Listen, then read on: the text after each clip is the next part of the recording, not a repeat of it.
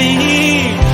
Something about your love, something about your love changes everything, changes everything. Something about your love, something about your love changes everything, changes everything. Something about your love, something about your love changes everything, changes everything. Something about your love, something about your love changes every. You turn my morning into dancing. You turn my morning into dancing. You turn my morning into dancing. You turn my morning into dancing.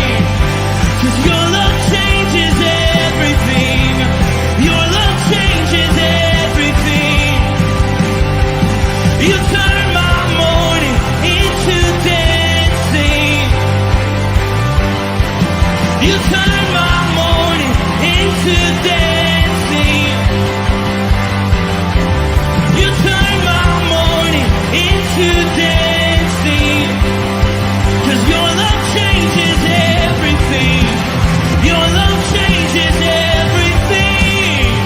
Oh, there's something about your love, something about your love changes everything in my body. Oh, something about your love, something about your love changes everything. It changes everything. Something about your love, something about your love changes everything. It changes everything. Something about your love, something about your love changes everything, changes everything. Something about your love, something about your love changes everything. Something about your love, something about your love changes everything, changes everything. Something about your love, something about your love changes everything, changes everything. Something about your love, something about your love changes everything. You turn my morning into dancing. You turn my morning into dancing. You turn my morning into dancing. You turn my morning into dancing. You turn my morning into dancing. Something about your love, something about your love changes everything. Good morning, Rooted Men. Pastor Tom, Firmly Rooted Ministries, and I just want to make sure that the video and the audio is working okay. I am in Greendale still. We had a great weekend. We had a great service and Bible study yesterday, and I was just exhausted. So Kimberly and I decided to stay one more night, relax a little bit, and get going today. So we're doing the devotions from Firmly Rooted Greendale. But please let me know that you can see me and hear me. It appears that we're live in all the right places, and we've got people jumping on board. We're live on Facebook and YouTube and X and Rumble. But let me just scroll down here. Bert Reggiani says we're all good. All right, very good. Let me come up and see who else besides Bert is on board. I'm on board, obviously. Ken Gooch, good morning, fellow brothers in arms. Chuck B, good morning. Eric, good morning. Chris Connolly, good morning. Steve Ponoworski, good morning. And again, we mentioned Bert before. Good morning, Bert. So we're going to be looking at 1 Corinthians chapter 8. But before we get there, I just want to say I hope you got a chance to be a part of the worship service yesterday in the Bible study. I think the salvation diagram message was well received down here in Greendale.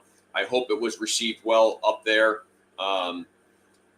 Eric, thank you. Says audio and video are good. That is great. That is great. All right. So let me pull up the screen here and get our verse for the day. And let's do that. I hope you can read the text. We're in 1 Corinthians chapter 8. They're talking about food sacrificed to idols because remember, Corinth is a pagan city. It's a metropolitan type city, but it's pagan. It's got lots of pagan rituals. So what does a Christian do, or what does a person do when they become a Christian, but there are still things going on in society that attach to their former life? Like, what do you do when the meat that was sacrificed at idols ends up on the meat market store? So when you buy your food, you're buying food possibly that was sacrificed to idols. By eating that food, am I participating in idolatry? That was the question. And here's Paul's answer. Now, concerning food offered to idols, we know that all of us possess knowledge, but there's a knowledge that puffs up. But always remember, love builds up. This is critical. Just because I know something, I got to communicate and discern everything, all truths, through love. We firmly root ourselves in God's unconditional love and in his truth. Knowledge, sinful knowledge, can puff up, but love builds up. If anyone imagines that he knows something, he does not yet know as he ought to know. But if anyone loves God, he is known by God. Therefore, as to the eating of food offered to idols, we know that an idol has no real existence. We know that it's an idol. It doesn't really exist. There's not really a God. It's fake. It's not real. And so there is no God but one.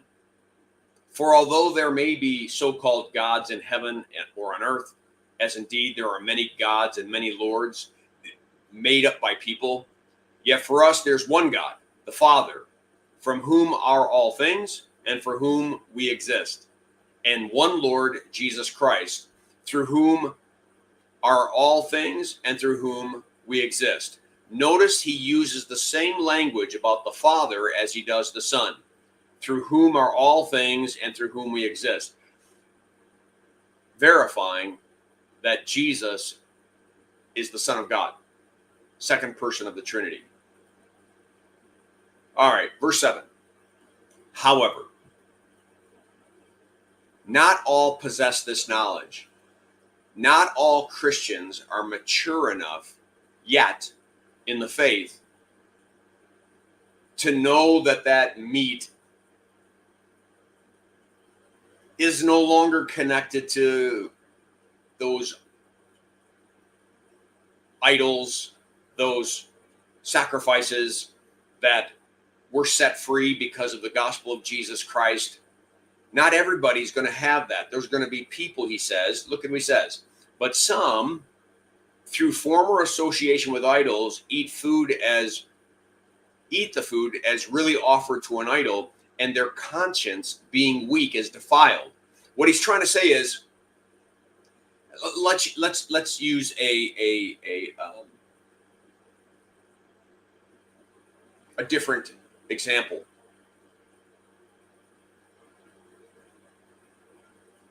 We have the freedom to drink alcohol, but there are people who drink alcohol and it becomes really bad for them. So because I have the freedom to eat the alcohol, drink the alcohol, does that mean I would do it in front of them, tempt them, right? It's the same kind of concept here, is that if there's weaker brothers and sisters who say, I can't eat that meat because, before I became a Christian, that was sacrificed to idols, and my conscience, I feel like I'm eating wrongly, and I shouldn't be doing this. What Paul is saying is honor your conscience. Honor your conscience until you can mature in the faith and understand that it's all right. It's not all right because it's bothering your conscience. And he's saying to you and I, if we realize that, we don't eat meat in front of them, sacrificed to idols, because we're going to blow their minds and they're going to be confused and they're going to be just lost, and their consciences are going to be bothered. So what Paul is saying is that we always have to be ready to sacrifice our freedom to do something or to say something so as not to harm the faith of another individual. I think it's beautiful, right? It's like the choice that I make, that when I'm around people who don't drink, most often I don't drink. I just don't want to I don't want to have a spirit of offense. I know to some people it doesn't bother them. I know to some people it does. And for the people who it does, I avoid it. Let's go on. Food will not commend us to God. We are no worse off if we do not eat, and no better off if we do. But take care that this right of yours does not somehow become a stumbling block to the weak. There it is. Let's make sure that the right that we have doesn't become a stumbling block to someone who is weak. For if anyone sees you who have knowledge eating in an idol's temple, like at the meat market next to the temple, will he not be encouraged, if his conscience is weak, to eat food offered to idols? And so by your knowledge, this weak person is destroyed, the brother from whom Christ died, thus sinning against your brother and wounding their conscience. When it is weak, you sin against Christ. Last verse. Therefore, if food makes my brother stumble, I will never eat meat, lest I make my brother stumble. It's a simple concept. So many people, Christians, but I have a right to, I have a right to, I have a right to. And biblically, theologically, you may have a right to.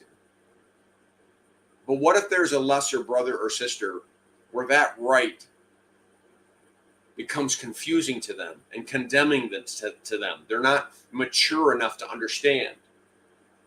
Are we willing to sacrifice our right so that we don't cause harm to a fellow brother and sister until they can grow in the faith and have the knowledge that we have?